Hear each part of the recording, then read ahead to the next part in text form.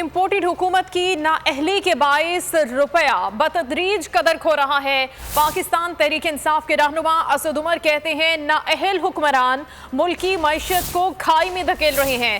روپیہ مسلسل گراوٹ کا شکار ہے اور ڈالر 215 روپے سے تجاوز کر گیا ہے۔ سیاسی غیر یقینی صورتحال معیشت کو تباہ کر رہی ہے۔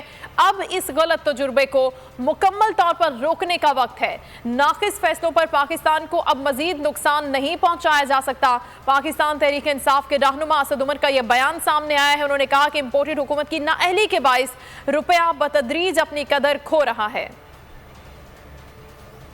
امپورٹڈ حکومت کی نااہلی کے باعث روپیہ بتدریج قدر کھو رہا ہے۔ پاکستان تحریک انصاف کے رہنما اسد عمر کہتے ہیں نااہل حکمران ملکی معیشت کو کھائی میں دھکیل رہے ہیں۔